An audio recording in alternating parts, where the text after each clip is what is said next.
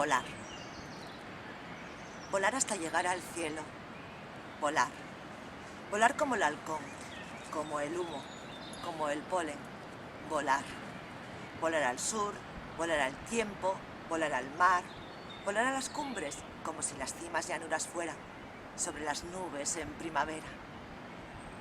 Volar de martes 13, de lunes al sol, de ocios, toquedades, de titiriteros con palabras de aire, de poetas soberbios y de la soberbia con poética, de la política sin venas y de las venas sin conciencia. Volar. Hacia quien de su mano saque sol, hacia quien del sol saque vida, hacia quien celebre paz y no muerte, hacia la lucha con sentido y el sentido sin lucha. Volar. Volar para no hacer preguntas cuando no hay respuestas, para ver más allá de nuestros ojos y no quedarnos planos, separados, como águilas viudas en acantilados, añorando cohetes anaranjados explotando en las noches de verano como el maíz al calentar el grano.